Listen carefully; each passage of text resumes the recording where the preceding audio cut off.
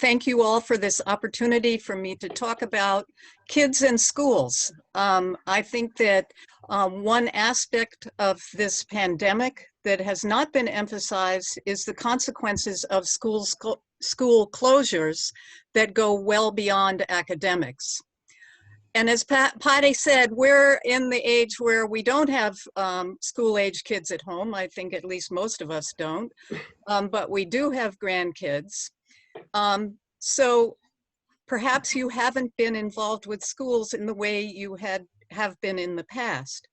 It's important to understand that schools have changed in the past 20 years and that school personnel have increasingly become the frontline first responders for kids with social, emotional, and mental health problems.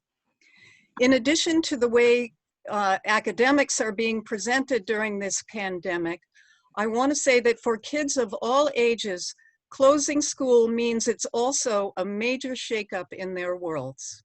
Schools provide structure and routine and support in addition to academics. There are daily social and emotional challenges and opportunities to practice relationship building, learn about themselves, and learn about each other.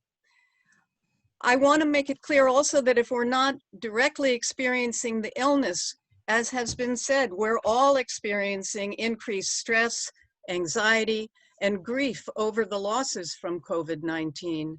And kids are too. They've lost things they really care about: spring sports, field days, the school musical, the charity fundraisers they've organized, and of course, senior prom and graduation. They're worried about college admissions process, but most of all, and what they report they miss the most about school is lunch. And I'm not talking about the lunch food, I'm talking about the fact that they miss everybody that they hang out with and socialize with at lunch. As Patty said, like the rest of us, most kids are resilient and have good families and good adaptive skills and effective support systems. So they'll be okay once we establish whatever the new normal is going to be.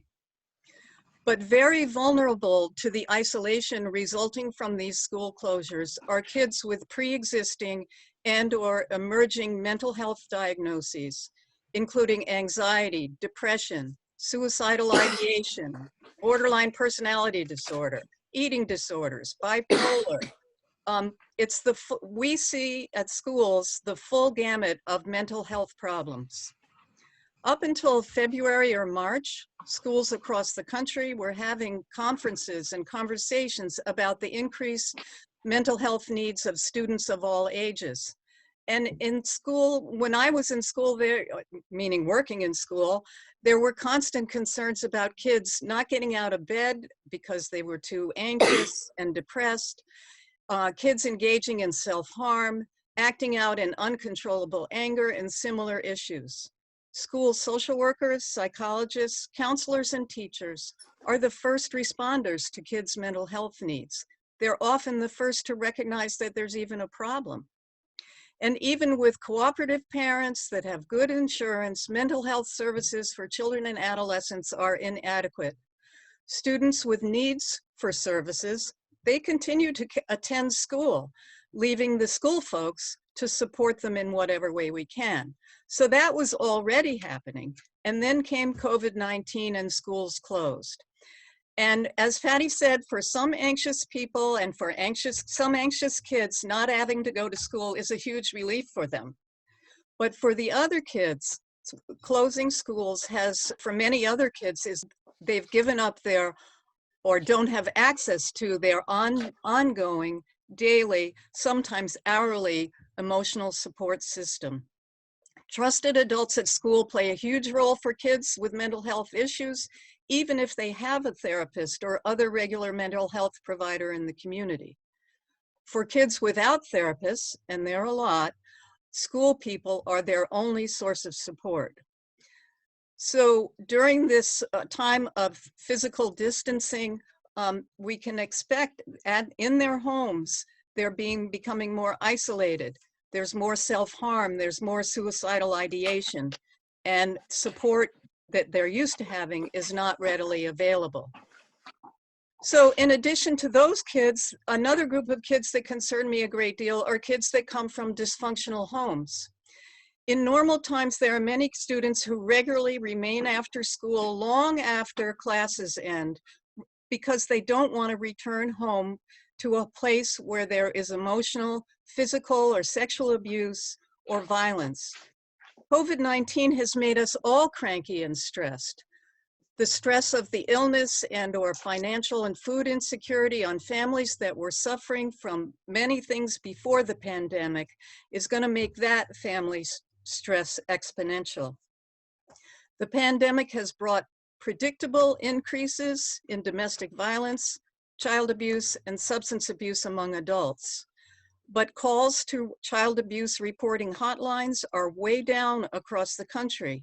And this is because, as mandated reporters, school personnel do not have the opportunity to observe the signs and symptoms over the internet the way we do when we see these kids in person.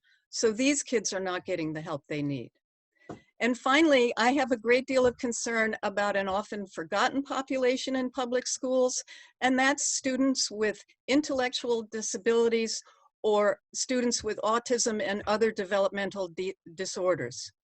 These students are often in self-contained, employment-focused classrooms, and they spend most of their day learning life skills, from how and when to wash their hands, to handling frustration and anger, to ordering pizza, to punching a time clock. They thrive in the structured, predictable, and supportive classrooms.